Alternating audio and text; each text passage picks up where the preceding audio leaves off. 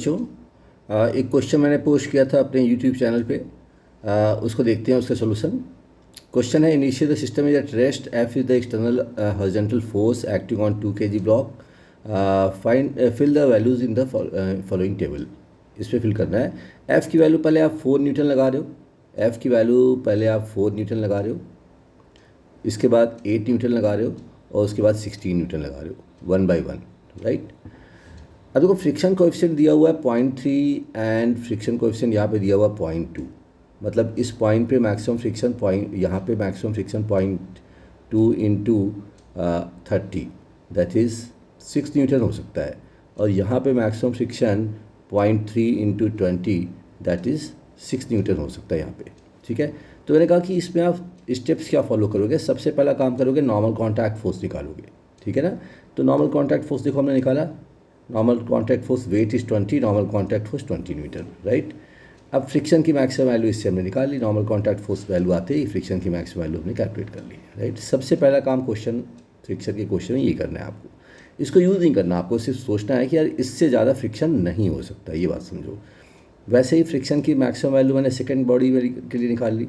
Maximum friction की value 6 Newton हो सकती है, राइट। अब आप ये देखो, एनालाइज करो कि यार अगर मैंने फोर्स की वैल्यू 12 न्यूटन से कम रखी तो बॉडी तो चलेगी नहीं। मैंने यहाँ पर देखो मेंशन करा हुआ है, एफ़ की मैक्सिमम वैल्यू हो गई 12 न्यूटन। अगर फोर्स की वैल्यू 12 न्यूटन से कम है तो body will not move at all. Motion will start when the external force is greater than 12 Newton. ये बात समझो। तो अगर 4 न्यूटन और 8 न्यूटन फोर्स लगा रहे हो तो एक्सेलरेशन 0 है, क्योंकि इनिशियली बॉडी एट रेस्ट है। इनिशियली बॉडी एट रेस्ट है। इसका मतलब यहाँ पे तो सीधा ही आ गया, acceleration is 0 and acceleration is 0। क्यों? क्योंकि motion start for F greater than 12 Newton, right ना। तो ये हमने कर लिया। और अगर एफ़ की वैल्यू 16 न्यूटन से ज़्यादा हो गई तो सीधा ही फ्रिक्शन 6 न्यूटन एंड 6 न्यूटन हो जाएगा। I get my point? क्योंकि यहाँ पे मोशन स्टार्ट हो जाएगा, तो ये बात समझ में आ रही है आपको कि मोशन स्टार्ट हो रहा है कि नहीं, ये चेक करना है। अब देखो फर्स्ट केस ले लेते हैं, केस 1। आपने सिर्फ 4 न्यूटन का फोर्स लगाया, तो 4 न्यूटन इधर हो गया, टेंशन की वैल्यू इधर हो सकती है। लेकिन अब देखें, फ्रिक्शन की मैक्सिमम वैल्यू 6 न्यूटन है और आप केवल 4 न्यूटन का फोर्स लगा रहे हो। इसका मतलब friction alone will stop the body. तो फ्रिक्शन की वैल्यू 4 न्यूटन हो गई, टेंशन की वैल्यू 0 हो गई। अब यहाँ से पहले आप यहाँ आओगे, टेंशन की वैल्यू 0 हो गई। अब क्योंकि दूसरी बॉडी पे आप देखो 3 kg बॉडी पे टेंशन लग ही नहीं रहा है, there is no tendency of motion, friction will be 0। ये बात समझो, there is no tendency of motion of the 3 kg block, friction will be 0, right ना। तो हमारा पहला केस ये हो गया। पहले केस में आप आ जाओ, फ्रिक्शन की वैल्यू 4 न्यूटन हो गई, टेंशन की वैल्यू 0 हो गई और F2 की वैल्यू 0 हो गई। तो पहले आप F1 फिल करोगे, उसके बाद टेंशन फिल करोगे, उसके बाद एक्सेलरेशन पे आओगे, उसके बाद F2 पे आओगे और उसके बाद एक्सेलरेशन पे आओगे। ठीक है, so this is the case 1। अब केस 2 पे आते हैं। देखो केस 2 में मैंने फोर्स 8 न्यूटन लगाया हुआ है। तो अब आप देखो कि friction alone will not able to stop the body, since body will not move.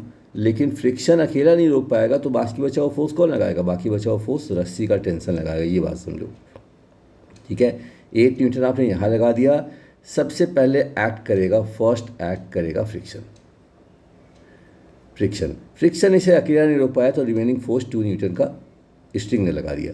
अब 2 न्यूटन फोर्स यहाँ पे भी लग रहा है रस्सी, तो इसका मतलब फ्रिक्शन की वैल्यू 2 न्यूटन हो गई, राइट।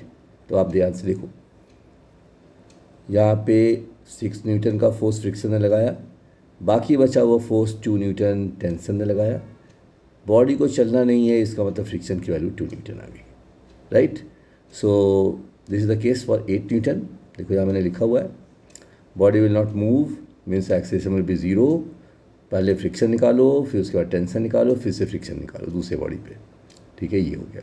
अब तीसरे केस पे आ जाओ। तीसरा केस देखो, 16 न्यूटन का फोर्स लगा रहे हो, बॉडी मूव करेगी, ये श्योर हो गया, बॉडी विल मूव, पक्का हो गया। तो बॉडी जब मूव करेगी तो F1 F2 अननोन नहीं रहा, then it means body will move means F1 की वैल्यू 6 न्यूटन मैक्सिमम लग गया और F2 की वैल्यू 6 न्यूटन मैक्सिमम लग गया, राइट, मैक्सिमम ऐड कर गया। तो मैंने यहाँ पे फिल कर दिया 6 Newton and 6 Newton, 6 Newton and 6 Newton. अब पूरे को एक सिंगल बॉडी एज्यूम कर लूँ, पूरे को मैंने एक सिंगल बॉडी एज्यूम कर लिया, the complete body is acting as a single body. तो 16 न्यूटन का फोर्स फॉरवर्ड, आप यूँ सोचो कि ये बॉडी है 5 kg की, आप यहाँ पे 16 न्यूटन का फोर्स लगा रहे हो और ये है फ्रिक्शन की maximum value F1 + F2 6 Newton लग रही है। तो बॉडी का एक्सेलेरेशन कितना होगा, न्यूटन सा लगा दिया, F external divide by mass, that is 16 - 6 + 6 divided by 5। तो that is 4/5, that is 0.8 metre per second square का एक्सेलेरेशन आ गया। यही मैंने यहाँ पे लिखा हुआ है, this is 0.8 not 0.4, this is 0.8, this is 0.8। तो ये देखिए हमने कैलकुलेट किया है, 0.8 मीटर पर सेकेंड स्क्वायर का एक्सेलेरेशन आ गया, ठीक है। फ्रिक्शन आ गया, F1 F2 ए आ गया। अब इसको ले लो 3 kg का मास है सिस्टम, हमने इसे ले लिया। आप सिस्टम बनाना सीखो, प्रॉब्लम अपने आप सॉल्व हो जाएगी। FD टेंशन लग रहा है T और 6 न्यूटन का फोर्स लग रहा है बैकवर्ड डायरेक्शन में, ये F2, ठीक है। अब इक्वेशन लिखते हैं, न्यूटन्स लॉ लगा दिया हमने, this is the Newton's law, Newton's लगा दिया, T - F6 = 3a। अब यहाँ से T की वैल्यू हमने कैलकुलेट कर ली, तो 8.4। तो अब आप देखो इस कॉलम को फिल कर लेते हैं हम लोग, इस कॉलम को फिल कर लेते हैं। This is 8.4 newton and this is 0.8 metre per second square. So ये हमने सॉल्व किया है। आप देखो आसान से क्वेश्चन है, लेकिन थोड़े से कॉन्सेप्ट आपके क्लियर करेगा, ठीक है।